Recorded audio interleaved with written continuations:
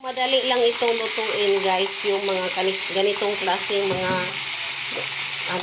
madali lang itong lutuin. So, lagyan natin ng black pepper, kunting asin, at lagyan din natin ng kunting toyo, guys. Tapos, halo-haluin lang natin, guys. Tandaan natin, madali lang itong maluto, guys.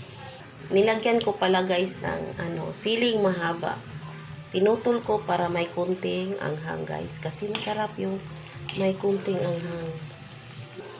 So, hayaan lang natin ito. Takpan natin. In a few minutes is maluluto na itong ating adobong pusit. So, ito na po yung adobong pusit natin, guys. Naluto na po. Hanguin na natin at kain na. Thank you for